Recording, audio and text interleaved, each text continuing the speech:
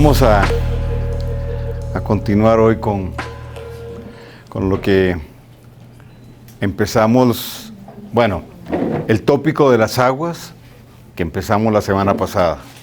¿Okay? Quiero continuar con esto porque es un tema para mí, dentro de lo que estoy hablando, es un tema vital. Porque como vimos, según la cosmovisión y la cosmología andina, ¿verdad? La humanidad nace desde el río Titicaca, como el lago Titicaca, como vimos. De ahí emerge Viracocha. Hicimos la relación entonces con Leviatán, que es el dios de las aguas. Y hoy vamos a hablar de un signo de agua, signo de zodiaco de agua, relacionado con el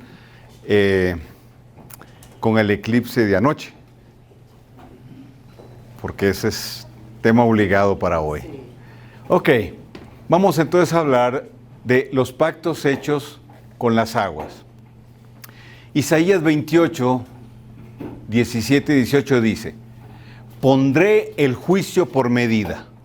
Y ojo, que la palabra juicio es vital.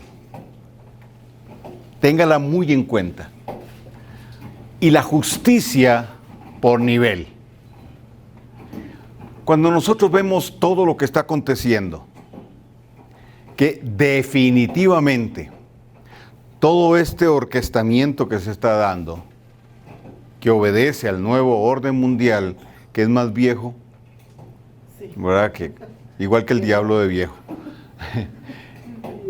Todo este orquestamiento tiene un fin, tiene un objetivo.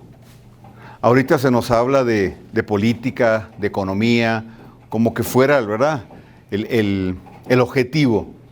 Pero realmente no es ese el objetivo. No es geopolítico el objetivo. El objetivo de todo este andamiaje que se está montando es preparar la plataforma para la venida del antimashiach, del anticristo. Y es en contra de nosotros el tema. Es decir, digo nosotros, los que no vendemos la verdad, no buscamos la mezcla, el sincretismo, los que somos radicales y no vamos a ceder. Entonces, a eso yo me estoy refiriendo. ¿Okay? Porque hay muchos hoy haciendo sus componendas con el nuevo orden mundial para que no les cierren los templos, etcétera, etcétera. Bueno, no voy a meterme en el tema. Ok, pero entonces es clave esto. ¿Por qué?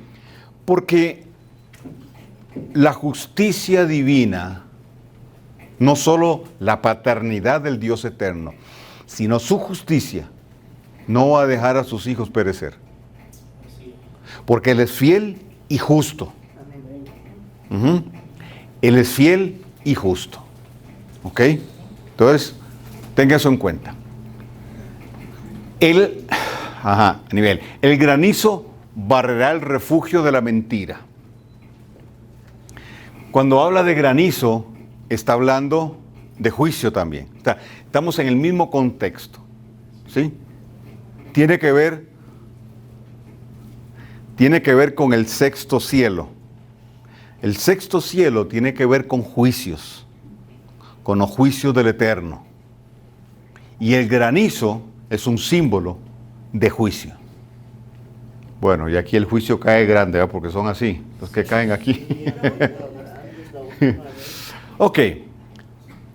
Dice el refugio de la mentira. Y las aguas cubrirán el escondite. Entonces, dos elementos clave: juicio y aguas. Como consecuencia del juicio, las aguas cubrirán el escondite. Luego dice: y será abolido vuestro pecado con la muerte. Vuestro pacto con la muerte. Vuestro convenio con el Sedol no quedará en pie. Cuando pase el azote abrumador, seréis su holladero. Esta es una profecía que está dentro de un contexto escatológico. Ok. Entonces, lo que nos está hablando es el juicio divino sobre los espíritus de las aguas. Apocalipsis 16, 4, 5 y 8 del 10 al 11. Dice, el tercer ángel derramó su copa en los ríos y en las fuentes de las aguas. O sea, ¿por qué una de las copas de la ira están dirigidas a las aguas? Le voy a hacer hagamos un paréntesis ahí. El Eterno le dice a Josué, cuando cruces el Jordán, vas a entrar a tierra firme y vas a levantar un altar de 7 piedras, de 12 piedras. La piedra en el contexto bíblico es un memorial. Por eso, en el contexto judío, cuando una persona se muere, no se le dan flores, las flores para los vivos. Lo que se hace es que se ponen piedras sobre el ataúd. La piedra es un memorial, ¿verdad? Entonces, deme flores a mí aquí. El próximo lunes me puede traer flores, porque cuando me muera, no le voy a aceptar que me lleve flores, sino piedritas. Porque, de hecho, las piedras guardan memoria. Ahí ya vimos que las aguas guardan memoria, las piedras también. Por eso Yeshua dijo, si ustedes no hablan, las piedras hablarán. No es metafórico, es literal. Ok, entonces Josué obedece, ¿cierto? Hace el altar, 12 piedras, y luego él se devuelve, va al lecho del río y hace otro altar de 12 piedras. Nunca el Eterno le dijo que hiciera eso. Pero no hubo ninguna represalia, por tanto el Eterno lo avaló. La pregunta es, ¿por qué hizo un altar en las aguas? Si las aguas lo iban a cubrir. ¿Y para quién? Un altar o un memorial. ¿Para quién? Cierro paréntesis y se la dejo ahí. Entonces, el ángel derramó su copa en los ríos y en las fuentes de las aguas, y se convirtieron en sangre.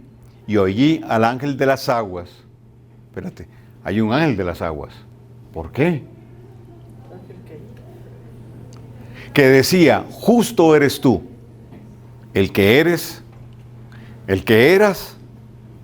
oh santo, porque has juzgado todas las cosas.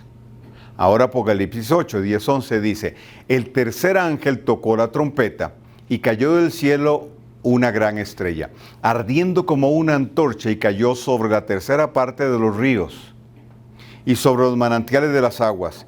Y el nombre de la estrella es Ajenjo, y la tercera parte de las aguas se convirtió en ajenjo, y muchos hombres murieron por causa de las aguas, porque se habían vuelto amargas. Entonces, estamos hablando de juicio, ¿cierto? Estamos hablando de juicio. Entonces, juicio, dijimos, aguas, justicia, juicio, aguas. ¿Ok? Ahora, hay un ángel de las aguas. ¿No les parece, no voy a decir extraño, no les parece interesante que hay un ángel de las aguas? ¿Por qué? Bueno, cuando hablamos de la geometría sagrada y de la importancia de las aguas, entonces uno dice, eso ahora tiene sentido. Y como he hecho en otras ocasiones, brujo que se respete, su trabajo lo tira a las aguas.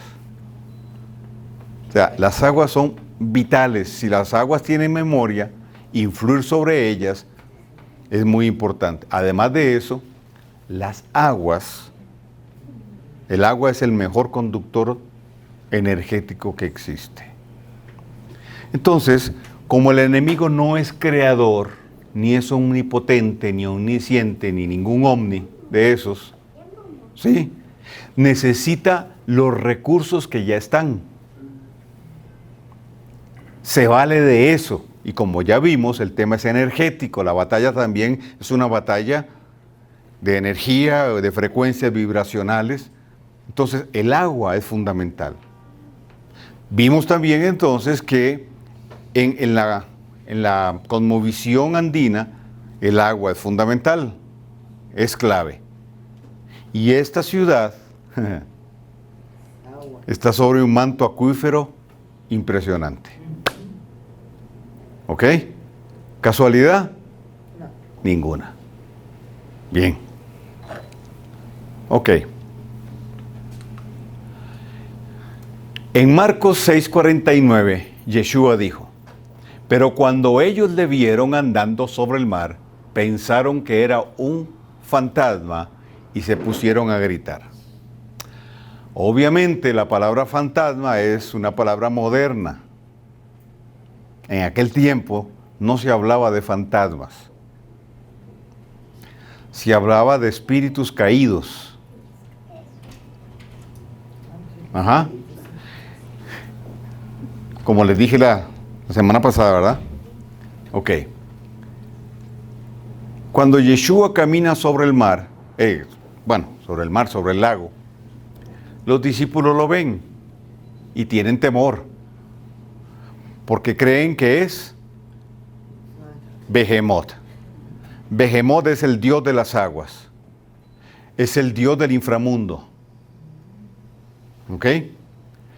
De las aguas subterráneas, es el mismo Baal, es el mismo Leviatán, es la misma deidad. ¿Por qué? Porque ellos necesitan agua. Recientemente, la arqueología moderna, que parece estar en la misma condición que nosotros, ¿verdad? Porque hay una arqueología moderna y una arqueología conservadora. Los arqueólogos antiguos nos dijeron que Egipto tenía alrededor de 3.500, 4.000 años de antigüedad. 4.500 dicen otros. La arqueología moderna, haciendo uso de los increíbles avances tecnológicos, logró conseguir el permiso para hacerle un examencito sencillo a la esfinge en Egipto. ¿Saben cuál es la esfinge, verdad? Sí. Sí, ok. Tiene rostro de mujer y cuerpo de león, ¿sí? Eso representa el zodíaco. El zodíaco de Dendera, el egipcio, el más antiguo, empieza con la constelación de Virgo y termina con la constelación de Leo, como correctamente es, no empieza con Aries. Esa es la distorsión babilónica. Ok, le hacen un estudio a la esfinge, pero en sus bases, y resulta ser que el estudio arroja un dato, que esa parte de la esfinge estuvo sumergida en agua por mucho tiempo. Quiere decir que Egipto antiguamente no era un desierto. Tenía agua. Y si vamos a Babilonia, Babilonia tenía agua, sí, por todo lado. Y si vamos a Sumeria, de la misma manera. Y si venimos a Quito, resulta ser que antiguamente, dos de las fronteras de Quito eran dos lagos. Sí. Y toda esta parte, ¿dónde estoy? Hacia allá. Todo este lado de acá. Sí, estoy bien. Aquí sí. Todo esto era un lago. Por eso el problema que tienen con el metro. Porque hueco que cavan, sale agua. Y más adelante, ahí en el 2023, yo les voy a hablar por qué dos lagos. Y vamos a hablar del efecto espejo. Digo 2023 porque esto va para largo.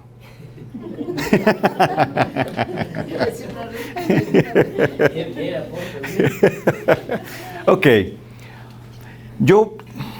Lo que yo quiero reafirmar, ¿verdad? Y lo voy a decir muchas veces, es que la construcción de esta ciudad no fue al azar, no fue porque sí, O sea, tiene un propósito, tiene un objetivo. Y es extraordinariamente compleja y estratégica. Ok. Entonces, ¿quién llegó? ¿Quién creían ellos que era? Behemoth, el dios de las aguas. ¿Ok? Y ya ustedes saben lo que sucedió luego. Ahora, ¿qué evidencia Yeshua? Cuando Pedro se hunde, Pedro no se hunde porque dudó que podía caminar sobre las aguas, porque estaba caminando. O sea, Pedro caminó sobre las aguas. Entonces, la duda de Pedro, en mi opinión, no se basa en que, ay, mira, estoy caminando sobre el agua, 1, 2, 3 pasos, dudó y se hundió. El texto dice, y mirando las circunstancias, ¿cuáles?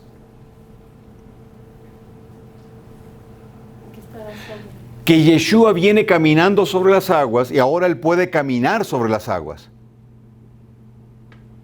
Que en la leyenda judía se creía, y no es una leyenda, que el dios Behemoth moraba en las profundidades de las aguas.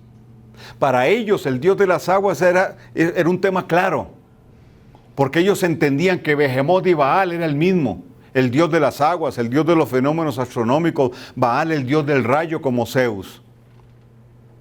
Baal cabalgaba sobre los cielos una carreta tirada por hipocampos, un animal mitológico que es cabeza de caballo y cuerpo de, podríamos decir serpiente, pero más que una serpiente. Entonces, ¿no es la misma figura del dios Thor, o no?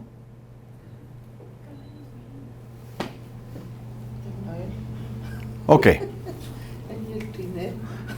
Sí. Ah, bueno. Y por supuesto, de ahí viene la inspiración de Papá Noel y el trineíto. Y Rudolf, tan lindo, con su naricita brillante.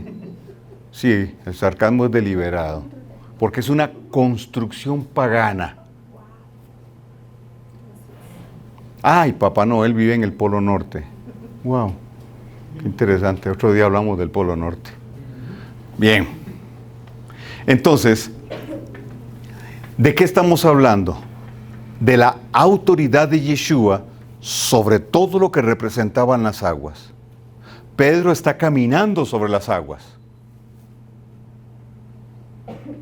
Entonces el tema ya no es las aguas, digo, que está caminando sobre las aguas, sino la autoridad que ahora Pedro está compartiendo con Yeshua sobre lo que representan las aguas y lo que está ahí abajo en las aguas, incluyendo las puertas del Hades. Ahí es donde el tipo duda y comienza a hundirse. No se hundió de un solo golpe. La duda nunca te va a hundir de un solo golpe. La duda va socavando la verdad, poquito a poco. Ninguna caída es repentina, siempre lleva un proceso. Yeshua dijo, el que viene a mí y bebe, Juan 7. Oiga, Juan 7, el contexto es vital. Estamos entonces hablando, dice, y en el último día de la gran fiesta, Juan 7, ¿cuál fiesta? Sukkot, tabernáculos, la fiesta de las aguas. Wow, otra vez. En aquella fiesta, que es la fiesta de las aguas, donde el pueblo en ese último día hacía una procesión, entraban al centro del patio en Jerusalén, la gente ya estaba preparada con agua y empezaban a lanzarla hacia arriba, a danzar, los chofarot sonaban y la gente cantaba Isaías 12, y sacaremos aguas del pozo de la salvación. El pozo de Jacob, como con la mujer samaritana, hablaba de Yeshua. Entonces ellos lo que están haciendo es lanzando agua hacia arriba, porque ese último día era cuando el Mesías iba a aparecer. Entonces ese año y en esa fiesta podía ser. Ahí Él se levanta y dice, el que cree en mí, como dice la Torá, de su interior correrán ríos de agua viva. Todo el que estaba ahí sabía, uno, que eso solo lo podía decir el Mesías. Y dos, estaba haciendo referencia a Joel 2:28, la llenura del Ruach, del Espíritu Santo. Aguas. Ahora, ¿qué es lo que Yeshua estaba diciendo? Yo soy las aguas de arriba. Y conmigo viene el gobierno de arriba. Volvamos al Génesis. Digo simbólicamente. Volvamos al Génesis. En el principio creó el Eterno los cielos y la tierra. Punto. Y la tierra estaba desordenada, vacía, y las tinieblas la cubrían. Y separó el Eterno, después de enviar la luz, separó las aguas de arriba y las aguas de abajo. Quiere decir que la tierra estaba anegada por agua. ¿Ok?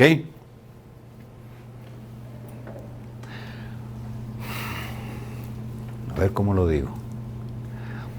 Para mí es más fácil ubicar la tierra cubierta de agua, siendo la tierra plana, que un globo. Pero dejemos eso ahí.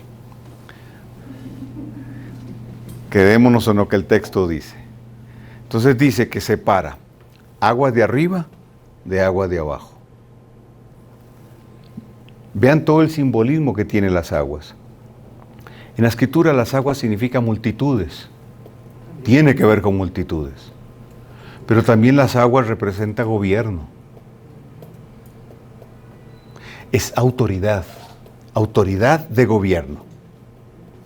Yeshua separa las aguas de arriba de las aguas de abajo. ¿Por qué? Porque el enemigo se había rebelado y había sido arrojado ¿a dónde? Al océano primitivo. ¿Recuerdan? El Tejón. El océano primitivo. Ahí fue. Su cárcel fue una dimensión acuífera. ¿Sí?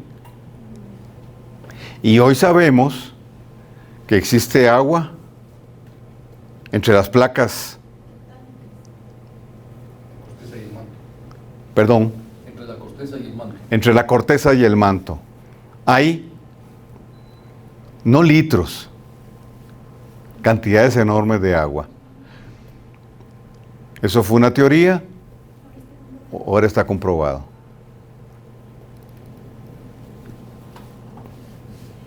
No. Ajá. Decían en un reportaje que vimos con mi hijita que incluso de los estudios que se ha hecho con las ondas sonoras o algo así, hay montañas, hay valles, se entendería que hay una tierra y hay también aguas y todo eso. Sí, eso es así. ¿Me explicas lo que nos dijiste, por favor? Sí. Sí, hicieron unas sondas y vieron que la velocidad de propagación de la señal disminuyó la velocidad cuando chocaron con el agua.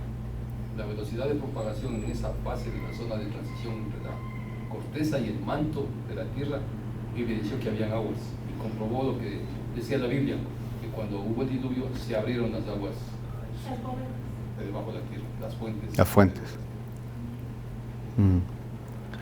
Ok. Vamos. Y es más agua que la que existe aquí sobre la tierra. Según se dice, sí. Inclusive las aguas subterráneas son mayores que las aguas en los océanos. O sea, hay agua por todo lado. Ok. Entonces, al separar las aguas, no solo está hablando de la separación del H2O, sino también está hablando de la separación en relación a la autoridad de gobierno. El Eterno le entregó autoridad al enemigo. Nuestro Padre Eterno es la autoridad suprema. Es el juez supremo de la Corte Suprema. y debajo de él no existen cortes menores de apelación, como en nuestro plano natural, terreno. ¿Ok? El Padre Eterno le delegó autoridad. Y cuando hablamos de autoridad, ¿de qué hablamos?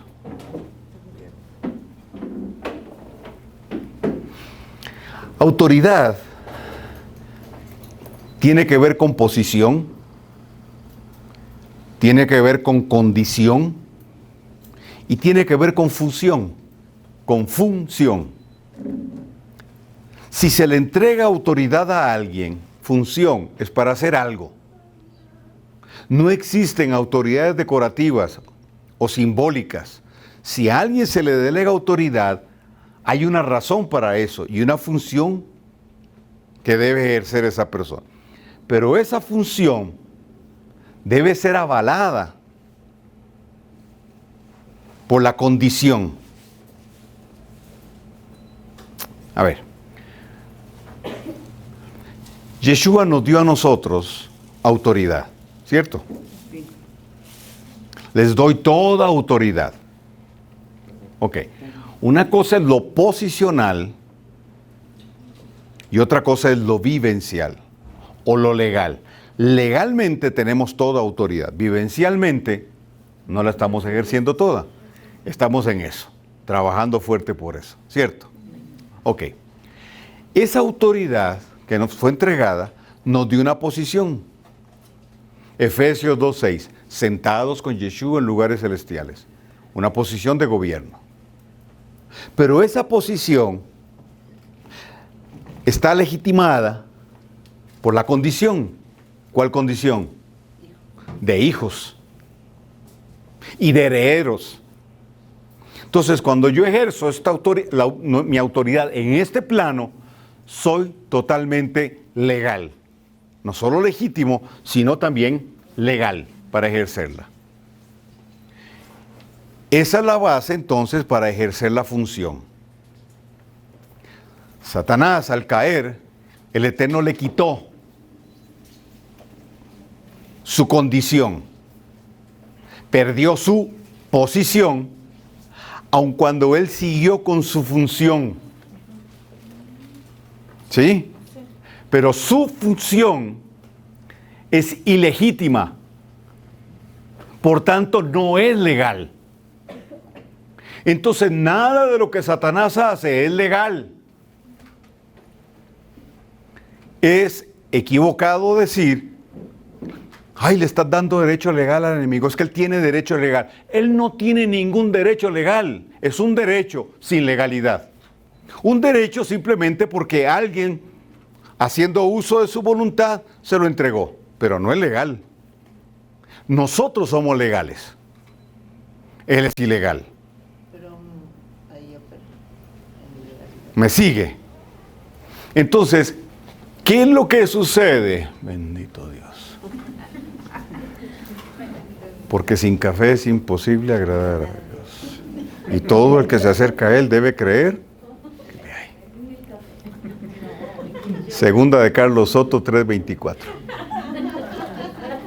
Ay, Vane. Esto está buenísimo. Sí. Ok. ¿Me va siguiendo? Entonces, el Eterno lo que hace es retirarle su autoridad y separar, badal, es la palabra que se usa ahí, badal, separar, dividir, según sustancia.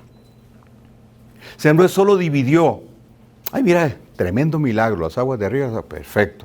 No, usó la palabra badal, que es separar según sustancia. Estamos hablando entonces de dos sustancias diferentes. Y al final, sí, dos simientes diferentes, trigo, cizaña, etc. ¿Qué dice Yeshua? Entonces, yo soy las aguas de arriba y conmigo viene el gobierno de arriba. El que me ha visto a mí dijo, ¿ha visto? Al Padre. El reino de los cielos se ha acercado. Estaba hablando de él. Él no predicaba del reino. Usted y yo no predicamos del reino. Somos el reino. ¿Me explico? O sea, sí, somos ciudadanos del reino de los cielos. Perfecto. Pero tenemos una autoridad representativa. Tenemos un poder de representatividad. Eso quiere decir que por asignación y por delegación de autoridad, usted y yo representamos al reino y al rey. Es decir, somos el reino. Y con nosotros el gobierno de arriba.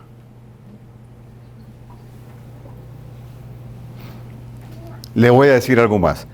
Efesios 2:6, al usar la palabra suncatizo juntamente con, nos está confiriendo la calidad de esa autoridad.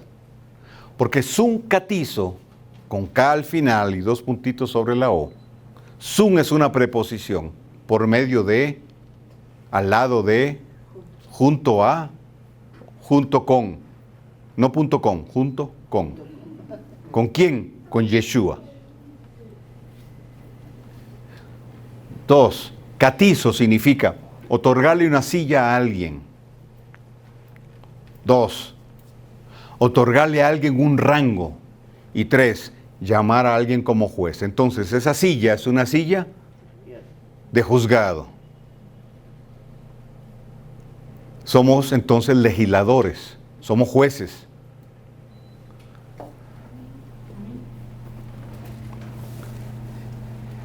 Hoy estamos hablando de juicio.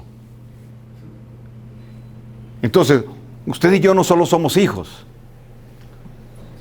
no solo somos herederos, sino somos jueces sobre aquello que nos fue heredado. No somos jueces para juzgar a los hermanos, eso hace la religión y el religioso. Somos jueces para juzgar al enemigo, eso tiene que ver con atar y desatar y ya voy a llegar ahí, deme tiempo. ¿Estoy bien? ¿Le estoy explicando bien? ¿O me va a decir como el cubano? Chicos, son muchos para mi cartucho.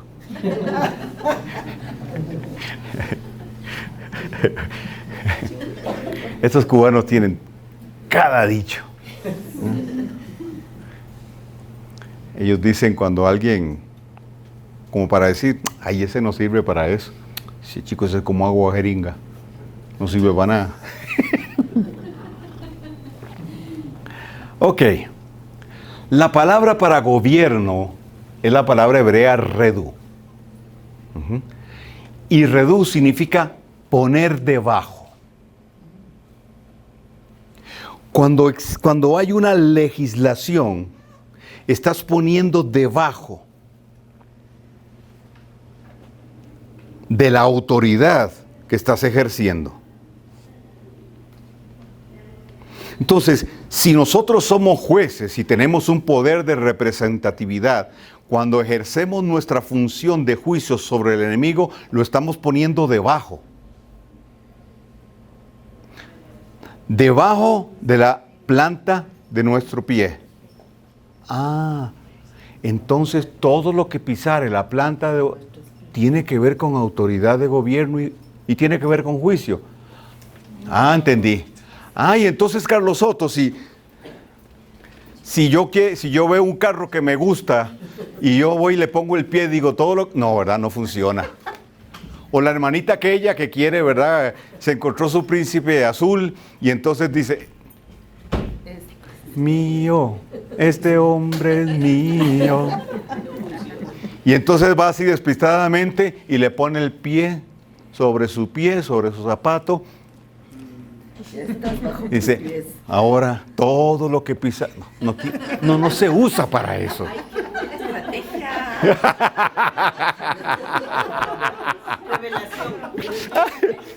Dice, me lo hubieras dicho hace 10 años. ¿Me explico? O sea, redu es poner debajo. Entonces, ay Dios. Cuando se define la fe, Hebreos, es pues la fe, la certeza. No, espere, no siga leyendo, no, sigue diciendo. Ese es el problema que tenemos. Leemos demasiado rápido, como si acumuláramos millas por leer mucho. ¿Qué es certeza? Seguridad. No. ¿Verdad? Si vamos al griego antiguo, que nos sirve mucho en este caso, certeza es poner bajo contrato.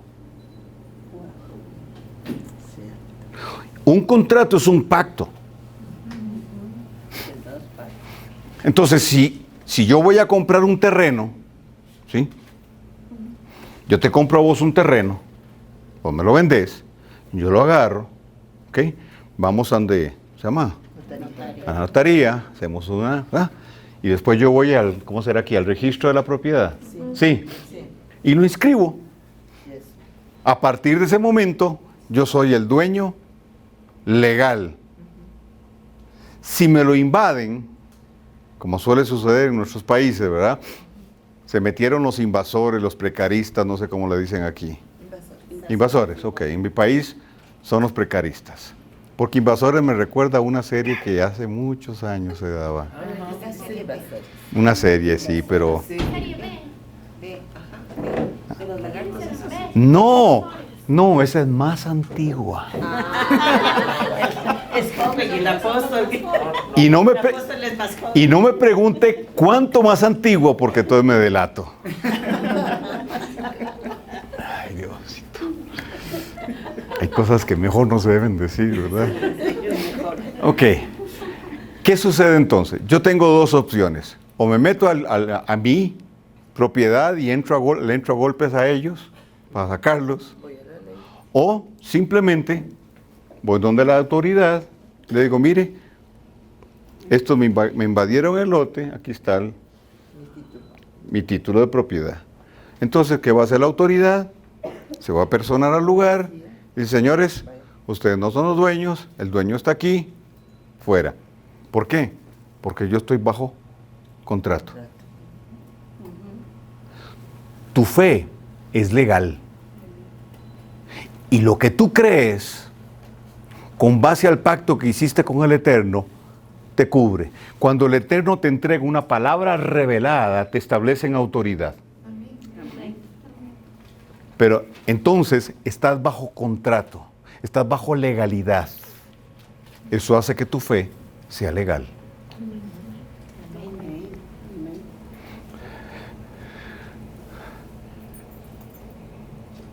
Cuando nosotros emitimos un decreto guiado por el Eterno, estamos poniendo al enemigo y a aquella circunstancia bajo autoridad. Ahora sí, el peso de la ley va a caer sobre vos. Pero entonces el enemigo te dice, no, vos no lo podés hacer porque te acordás. Eso no vale. No entra ahí. Allá el que se deje acusar por el enemigo se sienta culpable y lo saquen del camino. Pero él no. Ok. Tener poder, tener o poner debajo de sí todo lo que pisare la planta del pie. Pero redú también significa guiar. Entonces yo ejerzo gobierno como guiando bajo un corazón paternal. Un padre guía.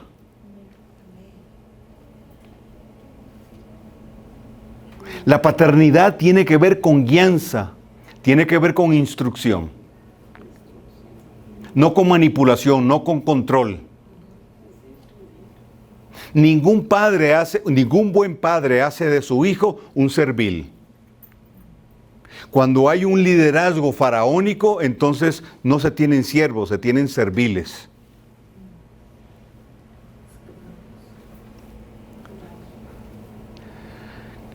Y lo otro es ejercer juicio. ¿Sobre qué? Sobre el enemigo. Atar y desatar, deo y luo. Atar y desatar no tiene que ver nada con amarrar, amordazar, encadenar, aprisionar demonios. El contexto es un contexto jurídico.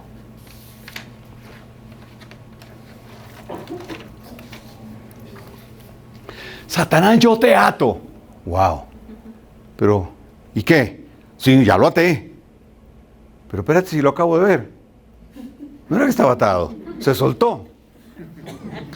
Ato al príncipe sobre Quito. Ok. ¿Por cuánto tiempo? ¿Por cuánto tiempo lo ato? No, lo amarré, lo dejé amordazado, así como la Virgen del Panecillo, encadenado. ¿Pero cuánto tiempo? O sea, si su juicio no ha llegado, cuando el día llegue, entonces sí, va a ser encadenado por 1000 años. Pero por ahora. Entonces, atar y desatar tiene que ver con la autoridad delegada para ejercer juicio.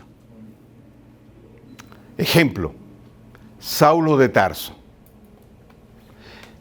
Es un shaliach, un representante del Sanedrín, al cual el Sanedrín comisiona para ir a ver un caso, el caso de Esteban. En Israel existían, en el contexto bíblico, 3 tipos de tribunales. El Sanedrín de 70, luego uno más pequeño de 24, y luego el de 3 o de 2, dicen otros. Por eso dice, en boca de 2 testigos. Tiene que ver con esto. Ok. Entonces, Pablo es enviado, y posiblemente estaba con alguien más, a juzgar el caso de Esteban. La tradición establecía que la persona que era encontrada en un delito de pecado, de muerte, se había salido de la cobertura del Eterno. Entonces, la turba, porque es una turba, cogió a Esteban y le quitó sus ropas, como un símbolo de desnudez. ¿Recuerdan la mujer que fue encontrada en adulterio? Igualmente le quitaron las vestiduras. Entonces, cuando aquella persona era juzgada por un representante legal del Sanedrín, si el representante del Sanedrín hallaba a aquella persona culpable, es decir, lo ataba, dejaba caer las ropas de él a los pies del acusado. Moría. Eso le pasó a Esteban. Pero si no, las levantaba. Luo, es decir, lo desataba. Era exonerado de su culpa. Cuando Yeshua muere, la autoridad para perdonar o exonerar de pecado, ya eso no nos compete, aunque la Iglesia Católica insista que sí. Lo que sí prevalece es el principio jurídico, donde un tribunal es establecido para juzgar las obras del enemigo, es decir, nosotros. Como jueces somos tribunales vivientes para juzgar la obra de Satanás. Isaías 55:17. ¿Qué dice? Le doy primero a la versión Reina Valera. Ningún arma forjada contra vosotros prevalecerá, y condenarás toda lengua que se levanta en tu contra en juicio, porque esta es la herencia de los siervos del Eterno, y la salvación de mí vendrá. Versión hebrea. ningún tribunal asentado en ilegalidad podrá legislar contra ustedes, mas ustedes como un tribunal legal podrán anular toda sentencia hecha en su contra. Aleluya. Wow. Qué diferencia. Sí, una diferencia del cielo a la tierra. Claro, por eso Pablo habla en términos jurídicos, en términos legales. Cuando usted y yo recibimos una palabra del Eterno, esa palabra va a generar certeza. Sí, nos pone bajo contrato, establece legalidad y también va a trabajar con nuestra mente para que nuestra fe se afirme sobre esa palabra. Y sobre esa palabra yo camino. Entonces, esa palabra no es para coleccionarla. Esa palabra es para ejecutarse bajo una sentencia, porque yo soy juez. Pero además Efesios 3:10 dice que yo soy un notificador. Soy el juez, que es el eco del juez supremo, para decretar la sentencia. Pero soy el notificador que lleva el mensaje. ¿Pero a quién le notifico?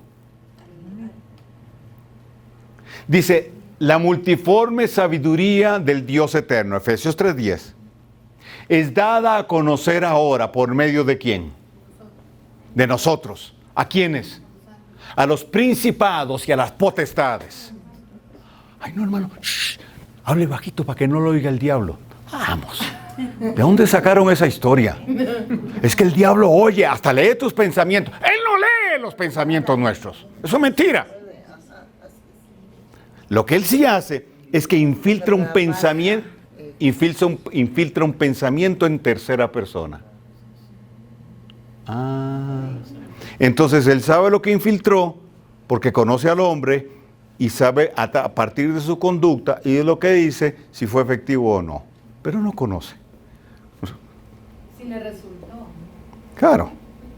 Por eso Pablo dice, llevando todo pensamiento cautivo a la obediencia a Yeshua. Esto es, hasta que vuestra obediencia sea perfecta. ¿Me expliqué bien? Entonces,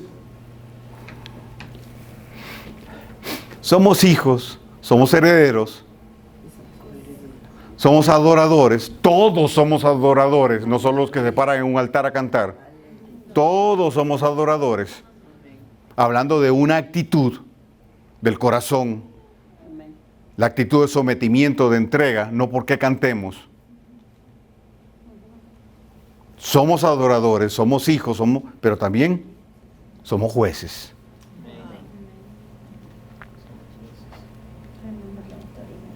Entonces, ningún juez representativo va a emitir un juicio, una sentencia, sin el aval del juez supremo. Entonces, el yo digo, el yo proclamo, el yo decreto, no puede salir del alma, ni de la mente. Tiene que ser una verdad revelada. Por eso Mateo 16:19 dice, y conforme o de acuerdo con lo que fue legislado en los cielos, tendrás autoridad para atar y desatar en la tierra.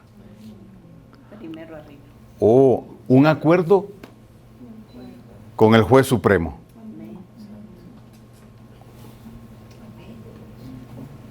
Seguimos hablando de aguas. Y bueno, ya hablamos el lunes pasado de Pedro caminando sobre el mar. ¿Ok? La autoridad sobre lo que representaba, lo que estaba debajo de sus pies. Los enemigos que emergen de las aguas ejercen autoridad usando las aguas. Su plataforma no es terrena, es acuífera.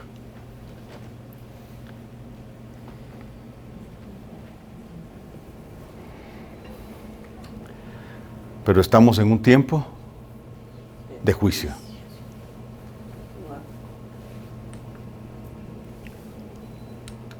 Vamos a ver. Ok. En Josué 15, 16 y 19, dice, y Caleb dijo, al que ataque a Kiriat Sefer y la tome, yo le daré a mi hija Axa por mujer. Y Otoní, el hijo de Cenaz, hermano de Caleb, o sea, era sobrino, la tomó y él le dio a su hija Axa por mujer, su prima. Y sucedió que cuando ella vino a él, éste le persuadió a que pidiera un campo a su padre. Ella entonces se bajó del asno y Caleb le dijo, ¿qué quieres? Y ella le dijo, dame una bendición, ya que me has dado la tierra del Negev. Casi nada le dio. El Negev era un desierto, pero ¿qué es hoy el Negev? Israel ha puesto a producir al Negev. Dame también fuente de agua, le dijo Axa. Y vea la respuesta de Caleb. Y él le dio las fuentes de arriba y las fuentes de abajo.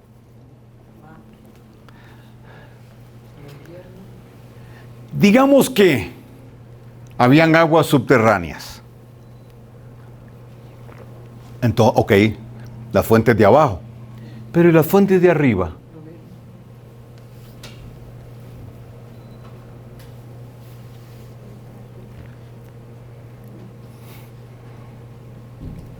¿Cómo le entregó las fuentes de arriba? ¿Quién puede tener propiedad sobre las nubes? O sea, no estaba hablando de eso. Una vez más, el idioma hebreo nos da la pauta. Ahí se usa la palabra Alá, con H al final, que significa ascender para descender, precipitándose hacia abajo como torrentes de muchas aguas. Yeshua dijo, yo soy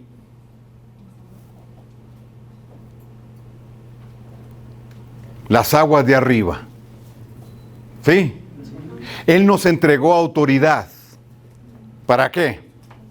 Para que desde los lugares celestiales nosotros nos precipitemos como si fuesen torrentes de agua, ejerciendo juicio sobre nuestros enemigos.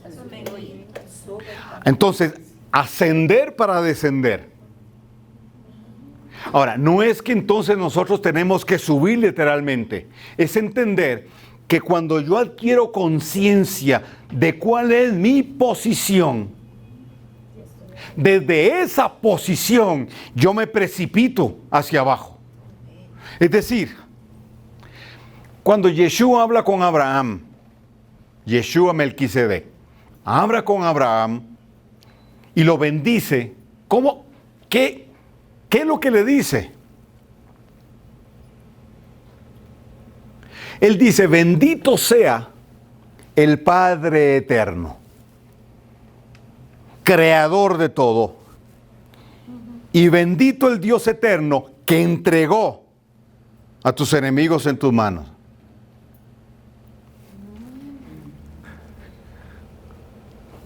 ¿Ve la doble implicación? Primero, adoración, un altar. Y luego, la autoridad para subyugar a los enemigos. ¿Ve la figura? Yeshua muere en un altar. Olvídese de la cruz. La cruz es una runa, la cruz es un símbolo solar. Él murió en un palo. Lo importante, si a simbolismo se refiere, es que él estaba sobre un monte de piedra, un altar de adoración. Ah, eso sí es importante. Y luego ascendió. Salmo 110:1 se cumple. Se sentó a la diestra del Padre.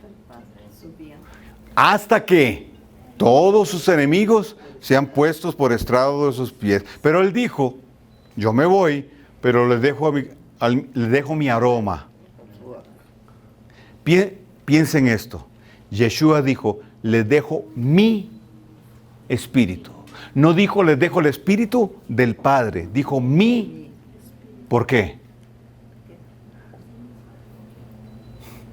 ¿Por qué le dio Hei Bajei? ¿Por qué le di Jehová? Porque Él es Dios. Les dejo y Él los guiará. Y guiar, ¿qué es? Gobernar. ¿Bajo qué? Bajo paternidad. Para ejercer juicio. ¿Me sigue? Amén. ¿Por qué? Porque Él nos subió. Ascendimos. Ya estamos ahí. ¿Qué es lo que hacemos ahora? Precipitarnos.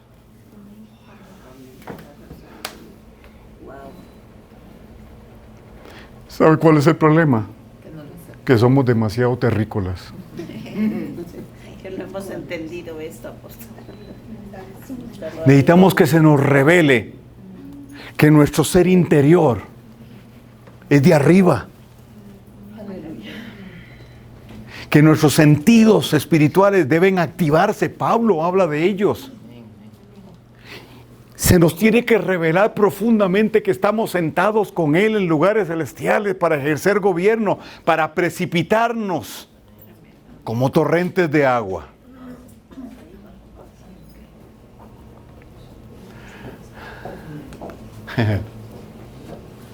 Solo lo que viene de arriba puede gobernar abajo. Yeshua dijo, yo soy el pan vivo que descendió del cielo.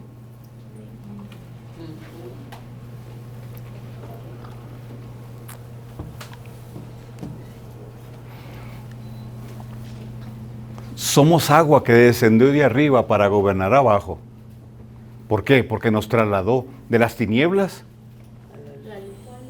a su luz admirable, del reino de las tinieblas, de la potestad de las tinieblas al reino de su amado Hijo.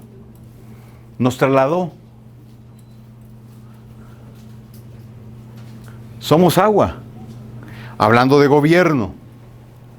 Y bueno, y literalmente también. Somos nuestro cuerpo es tres cuartas partes de agua. Y nuestro cerebro 85.2 de agua.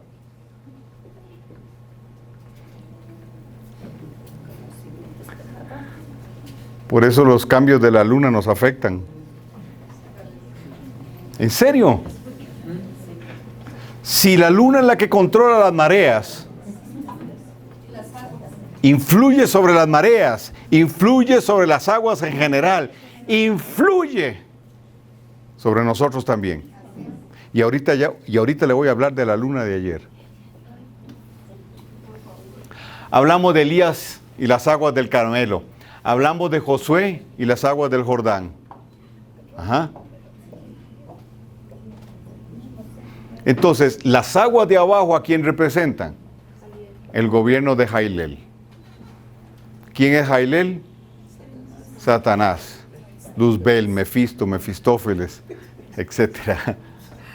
Las aguas de arriba, gobierno y hegemonía del Eterno a través de nosotros.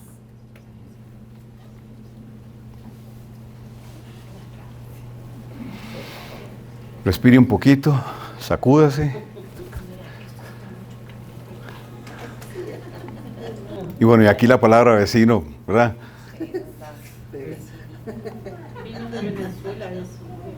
No somos cualquier hijo de vecino. Yo preguntar.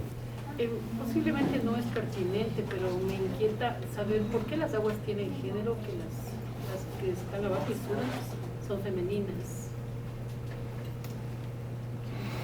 Bueno, en el hebreo no es así. En la cábala. Sí, Ajá. pero No tiene nada que ver con... no, mejor no nos metamos ahí. Sí, Tal vez después yo le puedo explicar por qué la cábala lo plantea así. Gracias. Ok, para no Sí. salirnos del tema. Gracias. Ok. Y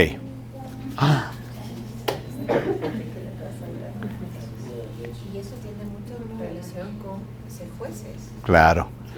Ponga cuidado a esto. Esto fue lo que sucedió ayer. Ahora, imagínense aquí rojita, la luna, esta es la luna, ¿va? Rojita. Ayer hubo una luna roja, llamada luna de sangre, llamada en la brujería luna menstruante. Y cuando se dan dos lunas en un mismo mes, se le llama luna negra. La luna negra, en la mitología antigua, comillas mitología, era la luna de Lilith. Lilith, la madre de los demonios, la que engendra. Ajá. Su símbolo, la luna llena. Pero cuando hay luna menstruante, la madre va a engendrar o va a ser engendrada. ¿Sí? Ok. Tenga eso en mente. Seguimos hablando de aguas. El nombre hebreo de la constelación, perdón, me devuelvo. Aquí está la constelación de Escorpión. Y aquí arriba la constelación de Libra. ¿Ok? La luna de sangre se dio, el proceso se dio entre la constelación de Escorpión y la de Libra, terminando en Libra. Es decir, la luna de sangre trasciende de la mitad hacia la constelación de Libra. Entonces déjeme darle algunos datos. Lo primero, Satanás no creó las constelaciones. El Eterno las creó y le puso nombre. Y como ya les había dicho, las constelaciones, en las constelaciones hay un mensaje. ¿Ok? Cada estrella fija de cada constelación tiene un nombre y al juntarlas, los significados de cada nombre, se forma un mensaje. ¿Ok? Entonces, si yo recorro las constelaciones, el plan de salvación está trazado en las estrellas. Salmos 19. ¿Los cielos cuentan? No, no cuentan. Profetizan. Es una profecía viva acerca de la obra de tus manos.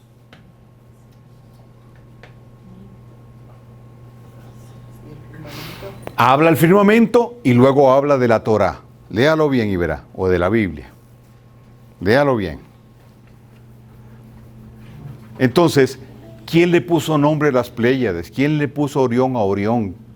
¿Quién le puso? El Eterno. ¿Ok? Ahora, vamos a ver en los idiomas originales de qué se trata el tema. La constelación de Escorpión. El nombre hebreo es Akraf, que es el nombre de un escorpión, pero también significa conflicto o guerra. No lea, sí, vaya conmigo, porque usted se pone a leer y entonces se pierde lo que yo le voy a decir. Conflicto o guerra. Vamos a empezar a construir el mensaje entonces.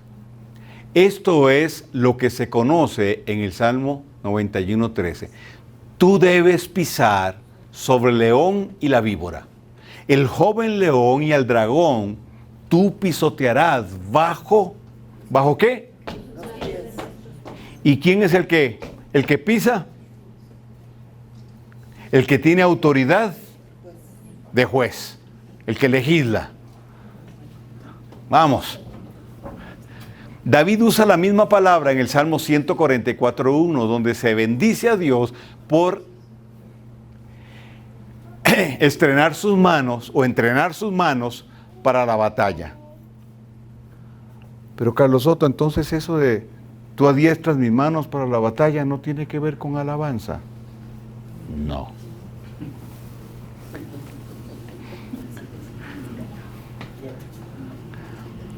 Me disculpa Juan Carlos Alvarado.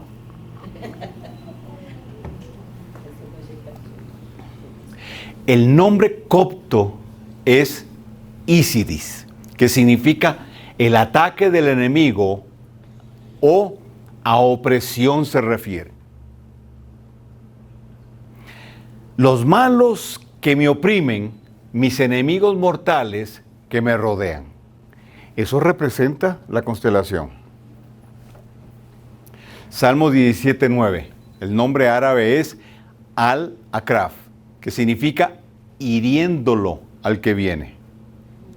La estrella más brillante en el corazón lleva el antiguo nombre árabe de Antares, que significa herida.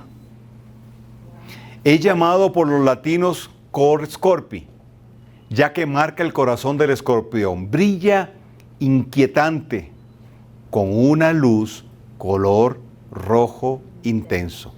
El aguijón se llama en hebreo Lesat, caldeo Lesha, que significa el perverso. Entonces, ¿quién es el que va a herir? El perverso. ¿Y quién es el perverso? El que ataca. ¿Quién es? Hasatán. Jailel. ¿Me va siguiendo? Bueno. Las estrellas en la cola son también conocidas como Lesha o Leshat. Antares también parece haber sido conocido como Lesat. El escorpión es un enemigo mortal, como sabemos por Apocalipsis 9, con veneno en su aguijón, y todos los nombres asociados con el signo combinan para exponer al maligno enemigo que es puesto entre la serpiente y la simiente de la mujer. ¿Vamos bien? No.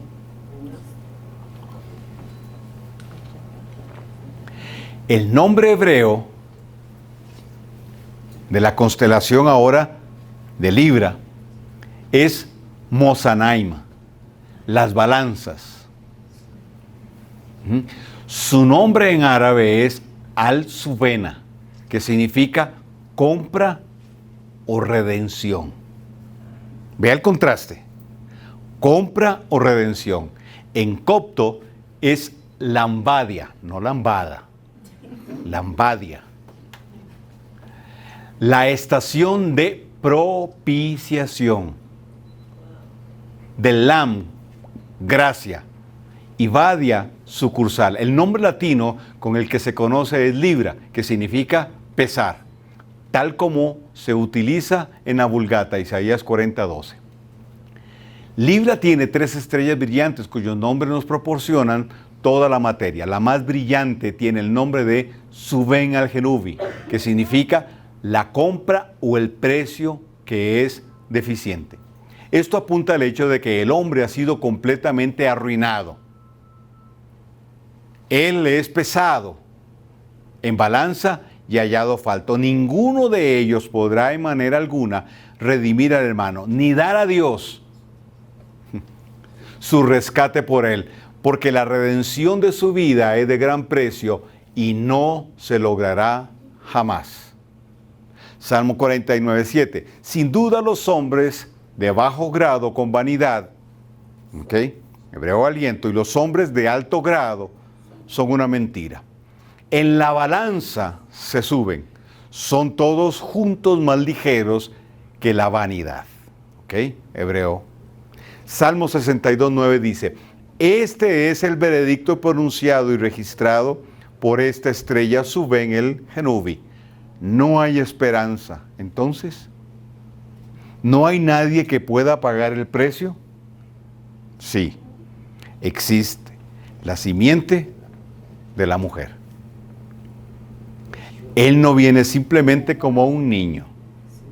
Recuerden que la constelación de Virgo habla de que la Virgen concebirá y dará a su luz su vástago. ¿Quién es el vástago? Yeshua. La estrella más brillante de la constelación de Virgo significa la simiente que vendrá.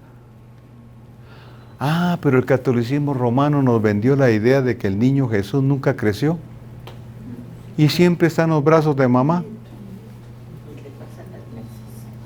Entonces, reafirmamos que el niño sí creció, sino que él viene como un sacrificio expiatorio. ¿Para qué? Para pagar el precio por el rescate. Él pagó el rescate.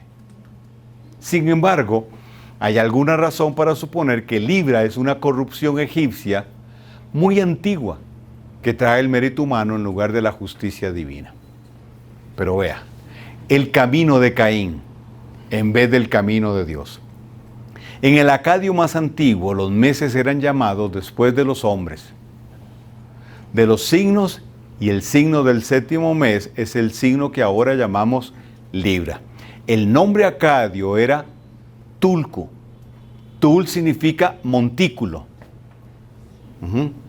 Y Ku significa sagrado. Por lo que Tulku significa el montículo sagrado o altar sagrado.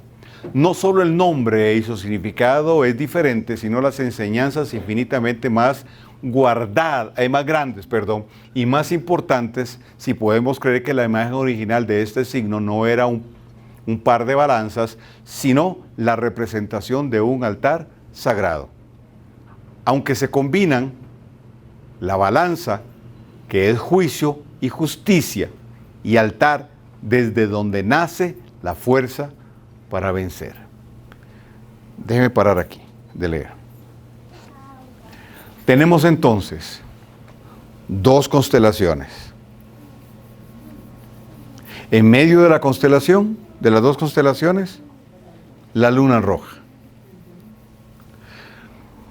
Entendemos entonces que todo fenómeno astronómico libera energía, que es lo que el enemigo utiliza. ¿Ok? Pero como el firmamento nos da un mensaje, nos habla del escorpión, del enemigo que viene a atacar, que viene a generar batalla, a traer vergüenza, pero es el perverso. Y ha hecho perverso al ser humano. Pero Libra nos habla de aquel que pagó el precio. Que pagó el precio por el rescate. Yeshua. Y aunque existe ese conflicto, ¿verdad? Si los egipcios cambiaron el tema, la verdad es que no importa. Al final tenemos un mensaje muy claro. ¿Cierto? Pero resulta ser que la luna roja entonces está en medio. La luna roja es la luna de Lilith. ¿Sí? En 2018, cuando se dieron las dos tétradas, las dos lunas rojas, la primera en Pesaj, mal llamado o llamado en el bajo mundo Pascua, y Tabernáculos o Sukkot. Lo que Lilith hizo fue generar un corredor energético. Y a partir de ese proceso, y usando esa energía, se impulsó todo lo que tenemos hoy como ideología de género, etcétera, y muchos etcéteras más. Es decir, Lilith dio a luz el impulso final para que naciera esta criatura que tenemos hoy.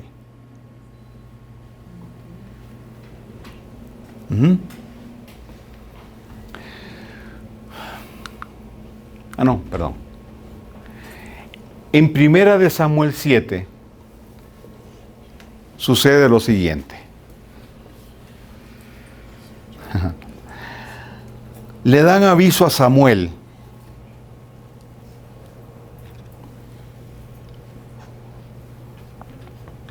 Samuel está iniciando su gestión. Y le dicen que los filisteos vienen a atacarlo, a Israel. Filisteos, los hijos de los Nefilim, los enemigos acérrimos de Israel. Sus descendientes hoy están en la franja de Gaza. Entonces,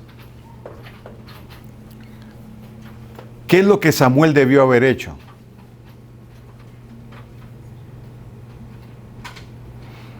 Haber llamado al ejército y haberlos enviado a anticipar el ataque del enemigo, ¿cierto?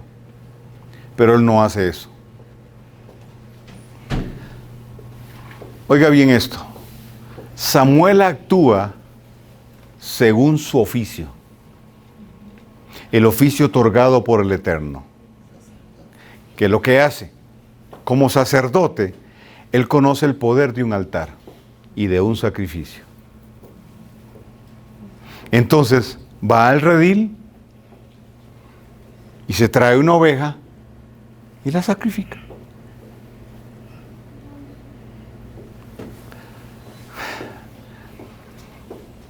Como profeta, él sabe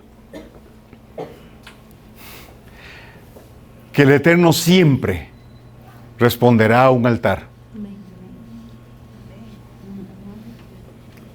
Y como juez, él sabe que la sentencia del Todopoderoso es irrevocable. Él sabe que un altar provoca la intervención divina para que los cielos se abran y el designio del enemigo marcado en las estrellas sea quebrantado. Él sabe que su legislación es suficiente para anular la estrategia del enemigo. Dice el texto que mientras el sacrificio se estaba consumiendo, el Eterno blandió su espada sobre los enemigos de Israel. Pero eso no fue todo. Si usted sigue la historia, después de ese evento, por 40 años, mientras Samuel estuvo al frente, los enemigos de Israel, los filisteos, ni se asomaron. Oiga bien a esto. Un altar definió un círculo de jurisdicción.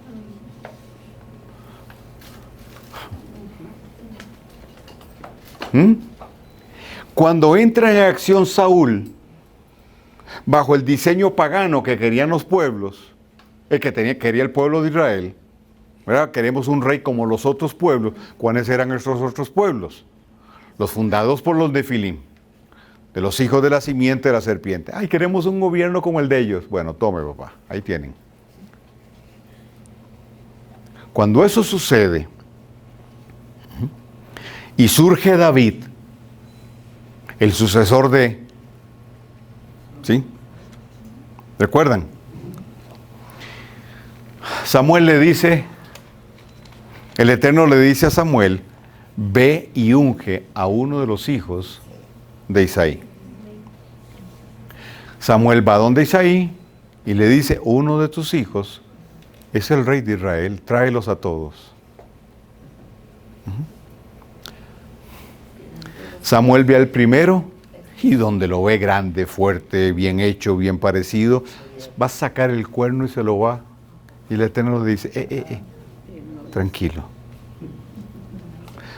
Tú mira lo externo, mas yo miro el corazón. Es decir, el diseño del Eterno es el corazón. Amén. No la habilidad, no la voz, no. Amén. Es el corazón. Amén. Wow. Entonces, Samuel se fue buscando un corazón, conforme al corazón del Eterno, y no lo encontró en ninguno. Y David, ay, se le olvidó a Isaí, David. Estaba lejos trabajando. Miren, si Samuel viniera a mí y me dice, uno de tus hijos va a ser el rey de Israel, yo le traigo hasta el perro de la casa. ¿O no? O sea, ¿cómo se le va a olvidar un hijo? Ah, falta alguno, le dijo Samuel. Ah, sí, David, está ya con las ovejas, pero ¿por qué no lo trajiste? Bueno, porque el Salmo 19 dice, en pecado me concibió mi madre. En Israel, cuando el padre tomaba a un hijo que no era suyo, adquiría todos los derechos como si fuese un hijo engendrado por él. Revise la historia de David y usted se va a dar cuenta del proceso de un huerfanito para ser afirmado en su identidad. Ok, ahí le dejo. Investíguelo. No me tire piedras, solo investíguelo. Ahora, ¿qué pasa ahí? Lo unge, ¿cierto? Y entra en celos aquel. Tan fuertes eran sus celos que queda endemoniado. ¿Sí? ¿Recuerdan? Un demonio lo atormentaba.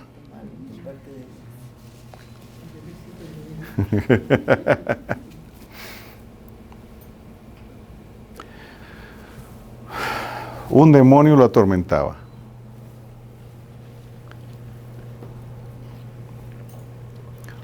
Cuando Saúl persigue a David, ¿recuerdan que David fue a casa de Samuel?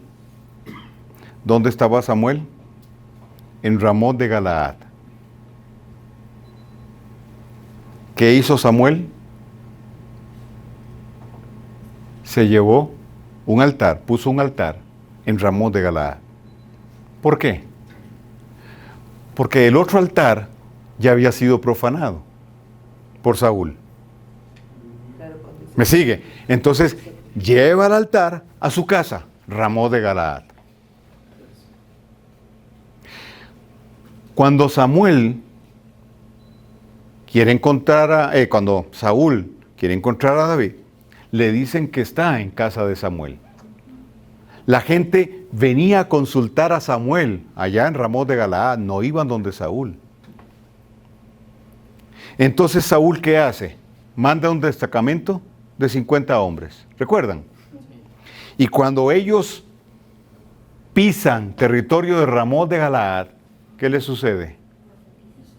Profetizan. Ay, Padre. Uy, santo. ¿O no? Luego manda 2 destacamentos más. Primero otro de 50 y luego otro. Pisan Ramot de Galaad y profetizan. Entonces, Saúl dice, bola de inútiles, voy a ir yo. Y cuando él pisa Ramot de Galaad, ni siquiera estaba cerca de la casa de Samuel. ¿Qué le pasa? La pregunta es, ¿por qué profetizó?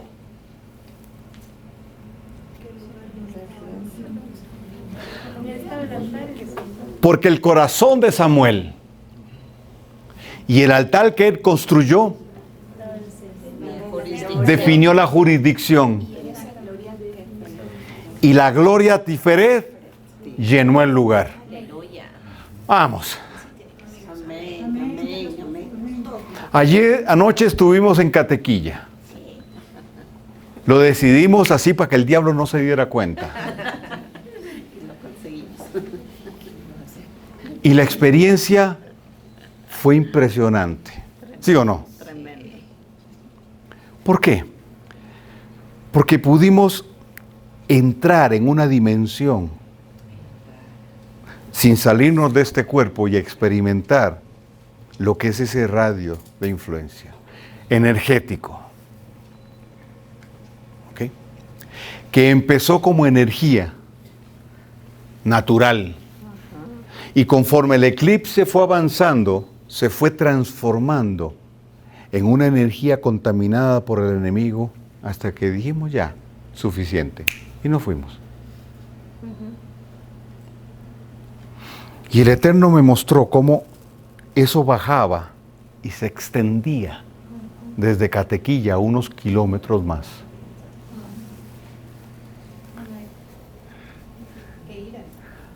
Oh. Cuando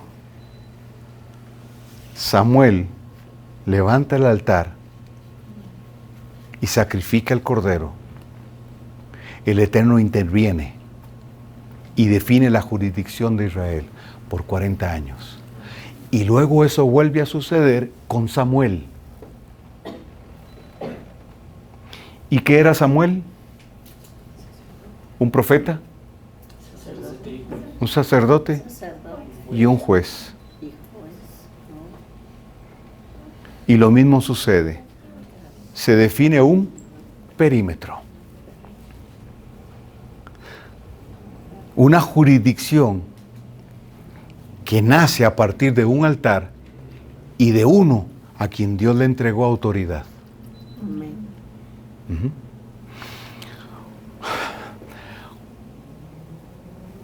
Cuando el centurión habla con Yeshua, ¿qué le dice? Que no vaya a la casa, no Sí. hace falta que vaya a la No soy digno de que entres a mi casa. Di una palabra. No, espérese. No soy digno. ¿Por qué no era digno? Ok. No puedes, no vas a entrar a mi casa. Mi condición no es como para qué, ¿verdad? Pero él dice algo. Él dice, yo soy un hombre que conoce de autoridad. Y si yo le digo a alguien que está bajo mi autoridad, vaya, él va. Sí, pero no. Solo di la palabra. Ah, vamos, Amén. vamos. Solo establece tú el decreto y así será. Amén. ¿Por qué? Porque el tipo no solo conoce de fe, él entiende de jurisdicción. Claro. Y él no fue, como les dije la otra vez, no fue donde Júpiter, el dios a quien se les dedicaba las guerras. Él reconoce que la autoridad de Yeshua y su jurisdicción es mayor. Quiere decir que Júpiter está dentro de la jurisdicción de Yeshua. Amén. Aleluya. ¿Sí? ¿Sí? Sí. ¿Y qué vino a hacer Yeshua? Primero, a redimir al hombre, a pagar el precio, constelación de Libra, a destruir las obras del enemigo y su estrategia, Escorpión. Pagó el rescate y nos delegó a nosotros esa autoridad. Una propia jurisdicción. Y con la autoridad que nos entregó, también estableció que nosotros somos un altar viviente. Amén. Aleluya. Somos el templo del Ruach HaKodesh, del Espíritu Santo. Pero también somos los sacerdotes que ofician el sacrificio, pero también somos el sacrificio. O sea, somos el templo, el altar es el corazón, somos el sacrificio y somos el sacerdote. Y nos estableció como jueces, es decir, somos samuelitos. ¿Se da cuenta? Pero en aquel tiempo había solo un Samuel. ¿Cuántos sabemos hoy aquí? ¿Me sigue? Lo único que necesitamos es el acuerdo con el cielo. Alinearnos con Él para entonces revertir lo que el enemigo ha hecho.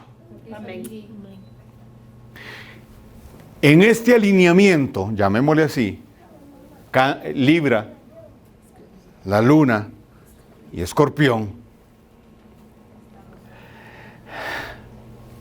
Ahí lo cambié sin darme cuenta. Esto, Libra está sobre Escorpión.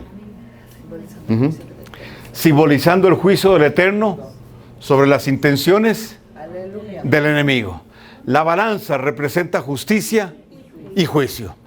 Entonces Dios llama a sus jueces, les entrega un decreto para que aquello que el enemigo intentó hacer o intenta hacer pueda ser revocado, pueda ser anulado. Que la luna de Lilith, que significa fertilidad, que significa reproducción, que tiene que ver con activar una estrategia, sea anulada. que el juicio del Eterno, que está por encima de la obra del enemigo, caiga como un mazo pesado a través de aquellos centinelas, usted y yo, que hemos entendido, que tenemos el oído pegado al cielo, que sabemos y no dudamos de la autoridad que tenemos. Amén. Para revocar su sentencia y provocar que lo que se generó desde el centro del mundo sea anulado. Aleluya. Perdón, ¿revocar la sentencia o decretar la sentencia? Revocar la sentencia del enemigo establecida en su estrategia y entonces establecer la sentencia del enemigo. Es decir, vamos a atar, pero vamos a desatar la voluntad del Eterno, que el reino se establezca. Amén. Wow, poderoso. Ahora, la fiesta de Purim. ¿Saben cuál es la fiesta de Purim, verdad? La que habla el libro de Esther. La victoria que el Eterno le dio al pueblo de Israel a través de Esther. Amén. ¿Verdad? Que es la mejor representación de la corte celestial. Amén. ¿Sí? Ok. El decreto era de muerte sobre el pueblo de Israel. Esther llega cuando no era el tiempo, no era su turno para estar con el rey. Pese a que podía morir, ella llega. El rey le extiende su báculo, es decir, la recibe. Es decir, la autoriza. Y le entrega y le dice, todo lo que quieras te daré. Hasta la mitad de mi reino. Eso es mucho. Eso era mucho. Pero ella dice, no es eso lo que quiero. Lo que quiero es la libertad de mi pueblo y ya ustedes saben lo que sucede. Le dice, concédeme un banquete al que asistas tú y entonces también venga El enemigo. Amán. Claro, le lleva al enemigo. Es decir, sentó al enemigo en la mesa con el rey. La mesa del banquete se convirtió en una corte. Cuando ella expone el caso, la sentencia del rey se establece sobre Amán. Pero espérese. Esa sentencia trasciende hasta los 10 hijos de Amán. Y todos los descendientes de Amán después. ¿Me sigue? Ok. Purim significa victoria plena. ¿Qué es victoria plena? Victoria plena es darle al enemigo la ventaja. ¿Usted le daría ventaja al enemigo? No. Pero Purim significa darle la ventaja al enemigo. ¿De qué le escoja? Como quiere morir. Tiempo, lugar y persona, triarmónico. Tiempo, ¿cuándo quiere pelear? No importa, que escoja su almanaque, su calendario, el gregoriano. En cualquiera de las fiestas que él estableció, Día de la Madre, Día del Padre, San Valentín, lo que sea. Cualquiera de las fiestas que él inventó. Lugar, que escoja dónde quiere pelear. ¿Okay? Y 3, persona, con quien él quiera pelear. Porque con todo y eso, somos más que vencedores. Aleluya. Entonces al final, no hay ninguna ventaja para él. ¿Cierto? Ok. No sé creer. ¿Por qué le digo esto? Porque a lo mejor ayer deberíamos haber armado un buen ejército y haber ido a Catequilla A la cumbre.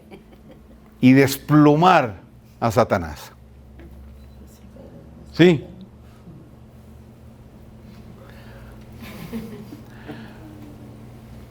A mí nunca me dijo el Eterno que hiciera eso.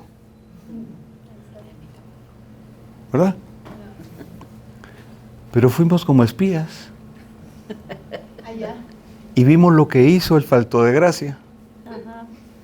Entiéndase, por falto de gracia, desgraciado. Caído de la gracia. ¿Sí? ¿Por qué? ¿Por qué? Porque el golpe se lo daremos en una de sus fiestas, en la fiesta más importante que Él estableció en esta tierra.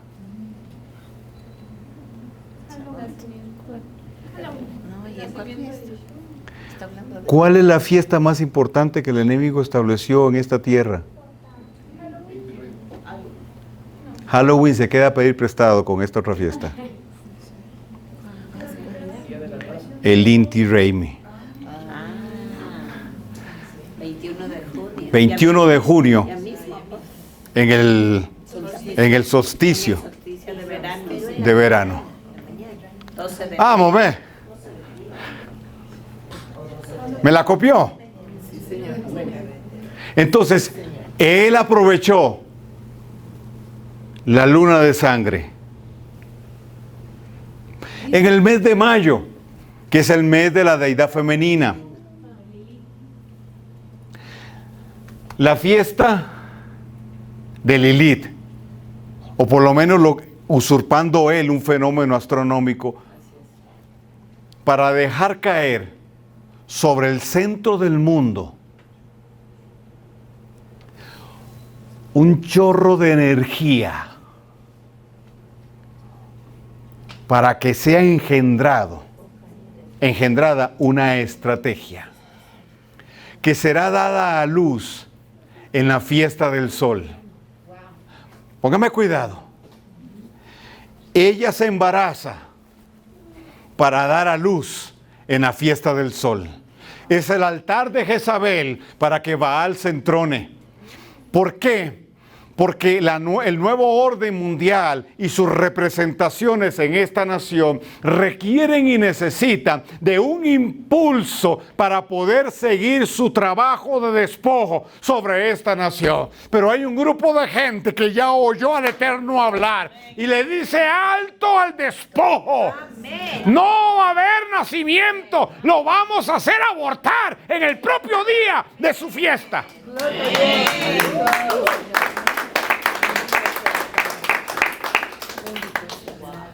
Juicio sobre las aguas.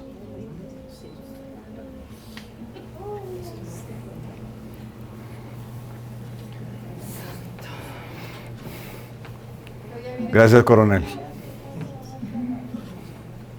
Y ya está con defecto.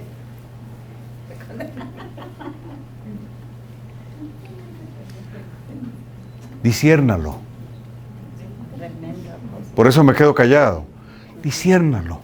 Péselo en su espíritu. Y si usted tiene confirmación, el 21 de junio tenemos una cita.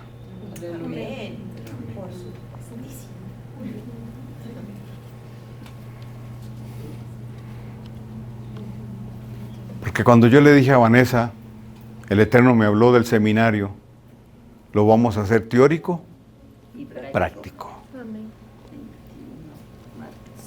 Entonces usted se va a ir para su casa con toda esta información y ¿para qué? No, para que... Vamos a ponerla en práctica. ¿Está bien, apóstol?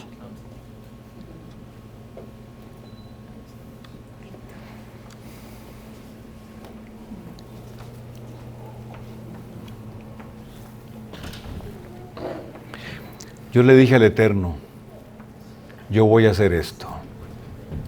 Si alguien me sigue, voy acompañado. Y si no, igual voy solo. ¿Por qué le digo esto? Porque Él me lo dijo. Y yo estoy bajo contrato. No tengo que decirle, Señor, es tu voluntad. No, ya, está hecho. Yo se lo extiendo a usted. Usted lo discierne. Si usted deja a un lado la emoción y la razón y disciernen el espíritu y hay convicción, tenemos una cita el 21. Amén. En el mes de junio, el día 21, que es 3 veces 7. Wow, encima. Sí. Por eso son los ejercicios. Entonces, ¿el solsticio es del diablo? No. Lo utiliza. Es un fenómeno natural, Que lo utilizó en pero él lo utiliza. Él lo utiliza en magia. Pero ese altar ya no es de él. Amén. Hay que darle. Sigue. ¿Qué es lo que viene en los próximos días? El cómo. ¿Cómo lo vamos a hacer?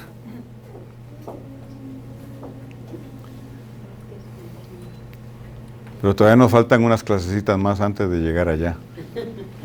Porque en la próxima vamos a ver los alineamientos de las pirámides que fueron construidas. Pero antes necesito hablar un poquito más acerca de las líneas ley. Pero vamos a quedar aquí. Son las 8 de la noche. Les bendigo y proclamo sobre ustedes que la luz del Eterno, su revelación, les ilumine.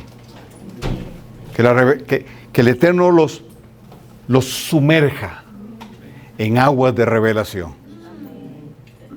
Para que no sea solo conocimiento, sino haya un profundo entendimiento y una profunda convicción y certeza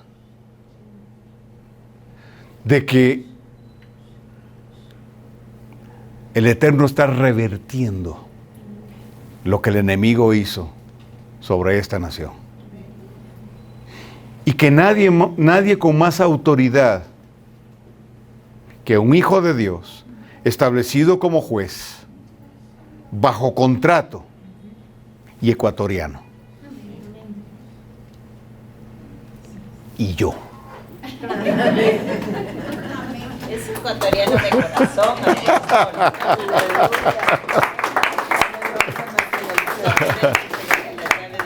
Un abrazo, les bendigo y nos vemos el próximo.